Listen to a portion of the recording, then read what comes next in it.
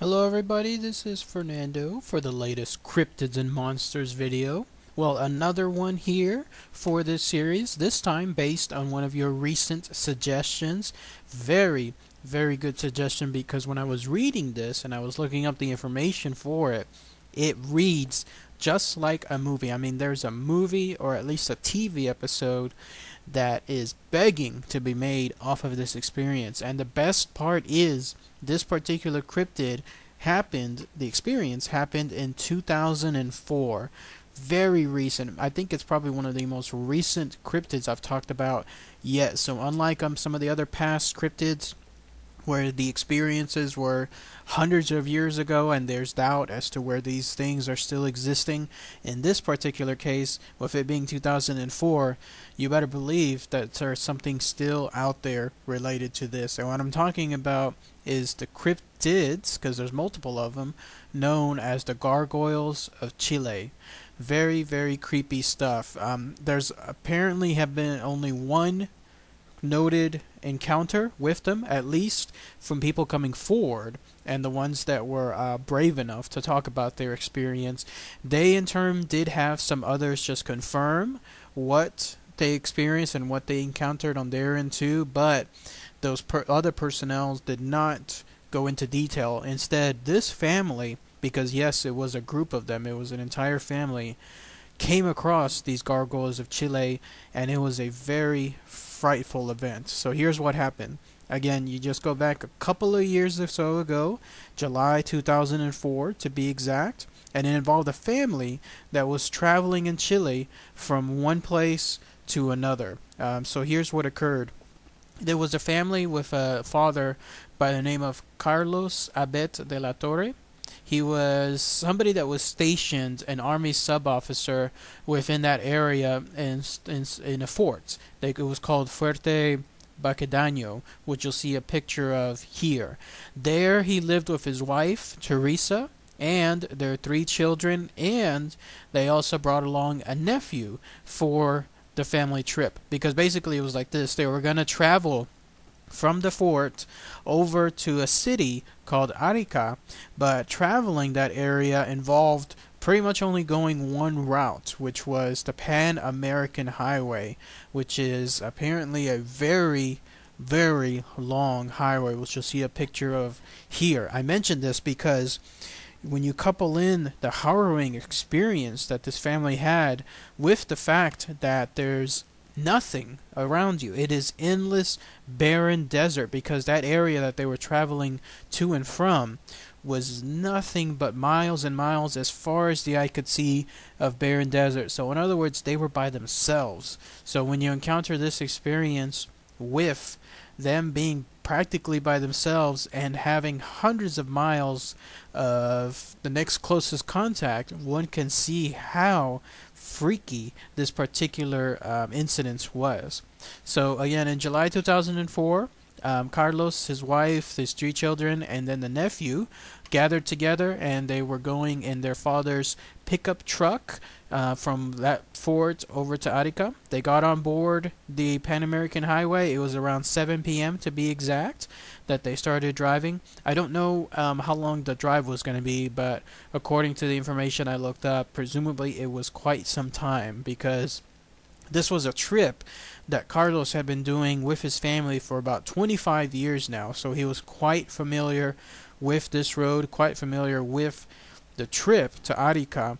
So nothing would have prevented him or kept him from anticipating what would happen next. He certainly wasn't going to anticipate gargoyles coming out of nowhere and basically stalking him and his family. He considered, in fact, it was described as a long and monotonous drive, because again, here you have him just driving, presumably for, let's just say, 5 to 10 hours or so, and all it is just getting from one place to another. So this was the relaxed atmosphere they were in when they began their drive.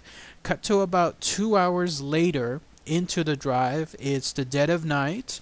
There's no illumination short of the headlights coming from the truck and the moonlight cascading from above. And with it being the desert and no doubt there being no clouds around, you could probably see some of the barren landscape in the nighttime, but not all of it. Although it does that thing, that trick. Those of you that have driven at night, especially when you come across a empty, like desert-like landscape, you know that you can see far off into the distance, but your mind kind of starts playing tricks on you. Like, are you seeing the side of, let's say, a hill, or are you seeing trees pass by? It's kind of hard to discern, because with the only illumination being just whatever you can out of the moon, and then to some extent the headlights, you know for certain that all you see is pretty much what's ahead of you, but towards the sides and towards the back, it's a lot harder to get to tell what's occurring. So they were driving about 2 hours in. He was saying that he was cruising 65 miles an hour on the road, and they were about 20 miles south of their destination, which was towards Arica. So actually that kind of gives you an idea. So if they were driving about 2 hours out and they were still about 20 miles away, give or take, it'll take up to about 3 hours for him to get from the fort to Arica. But no sooner did he reach that 20-mile area outside of Arica than his headlights and the moon started to pick up something. In fact, it was his daughter, Carmen, who was his eldest daughter, who noticed something from her perspective. She was apparently near the back window of the vehicle. There's no doubt most kids are whenever it comes to trucks. They're always going to be in the back area. I'm thinking that this truck was one of those four-door trucks, because if it was a two-door truck and all those people were trying to be squeezed into that area, that'd be a little bit harder to do. So imagine your standard four-door truck with the back window area, the kids around that area, and Carmen, no doubt being bored out of her mind after about nearly 3 hours of driving in this monotonous area. She started to see two what she could describe as creatures floating, were her words, in the skies above her. She must have at first thought that this was something bizarre, like maybe her mind was playing tricks on her. Like I was mentioning earlier, anything involving driving around the dead of night and only having certain illumination, you're starting to think, did I just see that? Or it couldn't be. But this is what she said. She said, I was traveling in the backseat with my brothers, talking, and suddenly everything went dark. Then I told my brother what I was seeing, and he told me to keep quiet because Mom gets nervous. Later, I looked through the window and saw some things that looked like birds, with dogs' heads and back-swept wings. My father said they were like gargoyles. So how creepy is that? Here she is. She's in the back seat. She's catching glimpses of something that suddenly makes her notice it more and more. And she's seeing what looks like two gargoyle-like creatures, their wings swept back, which I love that term because you can easily imagine them gliding. Like anything involving a bird that's gliding, they always have their wings swept back in a motion where they're moving like left and then right and then left and then right. So imagine that happening, but with these freakish looking gargoyles with dog heads on them, no less. Just like you would imagine like the gargoyles that you see nowadays in certain parts of the world, the ones that are resting on top of certain buildings overlooking towards the streets. Same look, but imagine these things floating in the air, and it seemed to be following them because Carmen was letting her father know. Her father saw these, and that's when he said, yep, it looks like they were gargoyles. I'm saying this like in a calm manner, but I could just imagine the freaky nature of this situation, because no doubt the father at the beginning would have been, shut up, something along those lines of, you're scaring everybody. And then when he saw it, and he saw what it looked like those things following them, then that was it. Then that was taking it to a whole other level. Carmen would later describe more things involving the creatures, as she said that they actually flew across her father's pickup truck, and when she did so, she was able to estimate that the wings, even though they were let's say tucked in behind, she could kind of estimate that the total body size of these gargoyles was around 6 feet in length, two of them, remember, and it looked like they had legs, but it was hard to discern because the way that the legs were angled, it seemed like it was towards the rear of the creatures. I guess you could say it was tucked back behind them as they were flying. And then her brother also watched this. He was able to pick out those gargoyles as well, even again in the dead of night. And he was the one that was a little bit more panicky than his calmer sister. But they all remained calm because it was apparently the mother, Teresa, who was the one that was the most prone to any kind of fear. They tried to keep it from her as much as possible. By now, driving in, they were realizing that yes, these two things, whatever they were indeed following them. But they had to keep calm because they were, again, about maybe 20 miles or so away from Arica, a populated area, so they could at least, if they could get there, they'd be safe. But unfortunately, the mother, Teresa, who was there probably on the right passenger side, she was the one that actually got the best view of these things, because she said that once she saw them and she started freaking out, that's when she said they look like, in her best description, like dog-faced kangaroos. And then here's the freaky part. They were again going 65 miles an hour. The truck was. These things, though, were easily catching up to them and staying with them. They would apparently also fall back, as if, like in a taunting manner, they would kind of go out of view, but then they would instantly come back and stay along with the vehicle. The whole point was, it seemed like they could have easily traveled faster than the 65 miles per hour and overtaken the truck at any time, but no, these things were purposefully following the truck at its same speed, which is quite freaky. I mean, these things were hunting this poor family, and that just adds to the experience. And again, this is all happening in the middle of nowhere. You have nothing around you. You have no headlights traveling at night in this deserted highway. There's nothing close to you in terms of any human civilization that could help you at this point. I've actually traveled one time to Las Vegas. The first time it was done by car, which was way too long. That's why now I just do everything by plane. But I do recall traveling at night to Las Vegas, and there were stretches on the highway where there was nothing, absolutely nothing surrounding me other than the actual highway itself. So reading this, I could totally experience what this family was going through. So at this point, once they knew that everybody in the entire car in the truck knew what was happening, they took like a simultaneous prayer of sorts. They all started praying, no doubt wondering like what was happening, seeing if there was any help from above that could help take this experience away.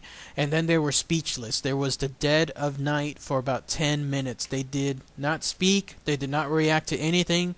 They just simply were at that point making sure that, hey, if we just maybe pretend they're not there, and even though they're following us, not do anything to essentially cause them harm, then these things will probably maybe just go away. And it was at this point that they were thinking that things were actually going to get in the better, that because these things were not doing anything to them other than following them, when all of a sudden two more, so now there's four, two more of these similar gargoyle-like things actually leapt in front of the truck as the truck was driving. They were not flying, these two other items, but in fact they were considered land-bound. They didn't have any wings, they didn't have anything around them as far as any flying apparatuses. In fact, they just were apparently just running, and they leapt right in front of the truck at that moment, catching the entire family by surprise, no doubt scaring the bejesus out of them.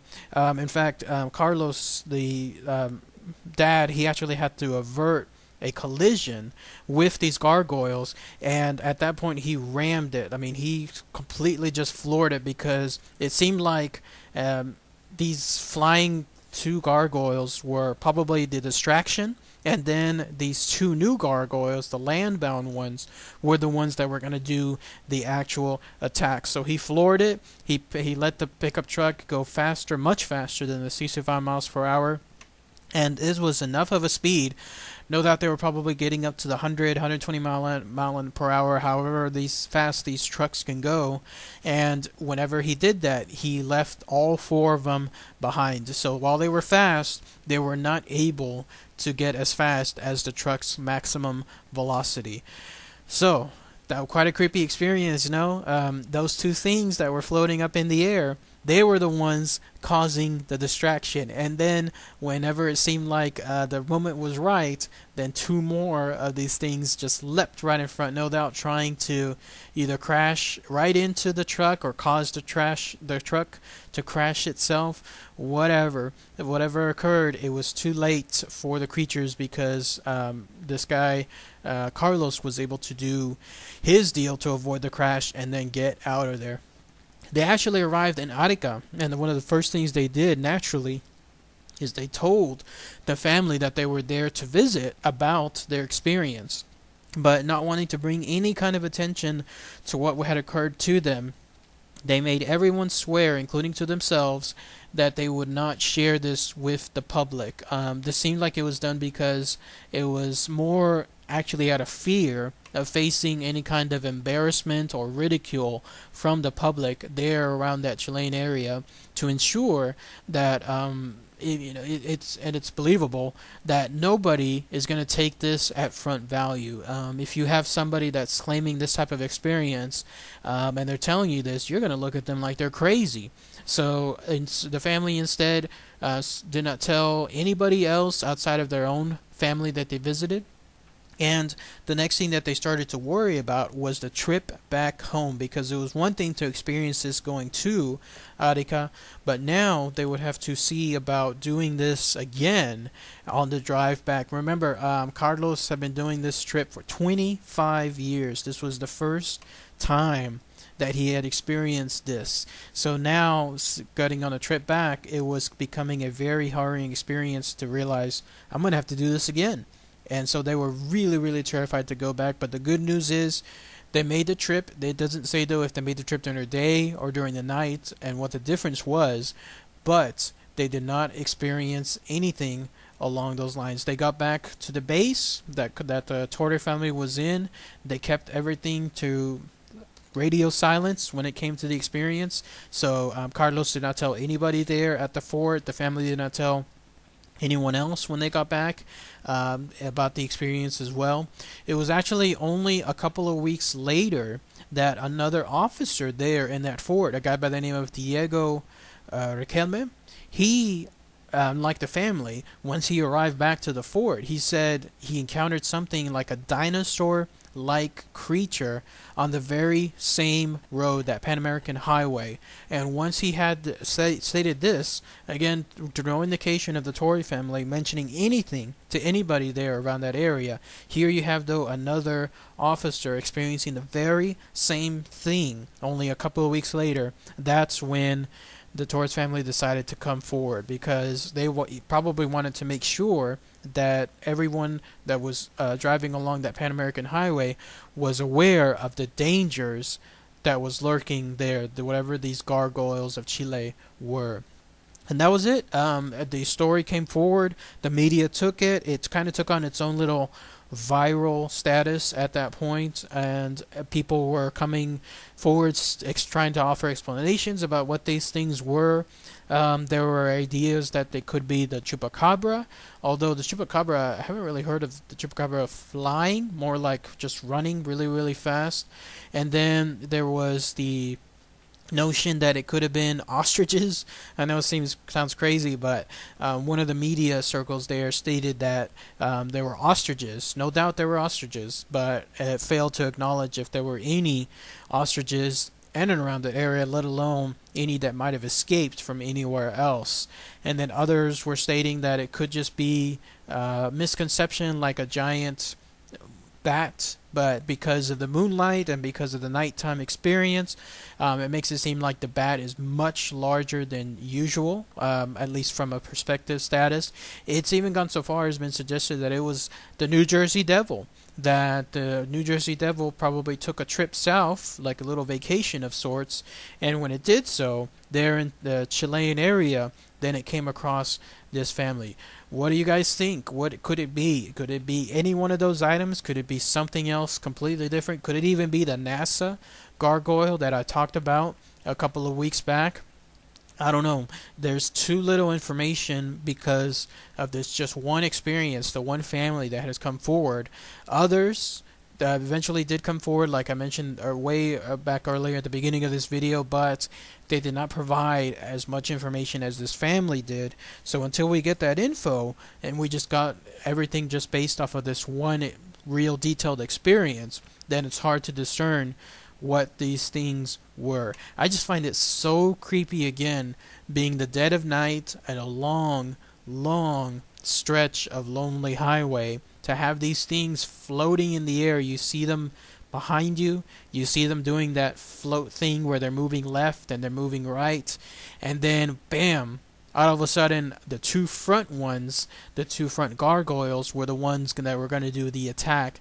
That just freaked me out. It shows intelligence, and it shows a mindset that they were out there to kill. Pretty freaky stuff. And if anybody has any other stories tied to the Gargoyles of Chile, any kind of other tales, please, post your thoughts, share them below. It'd be great to hear any other experiences. And otherwise, it's again pretty neat that this just happened in 2004. Very, very recent. So there's bound to be some stuff out there that should be told regarding these gargoyles. So, alright everybody, thanks again as always. Take care.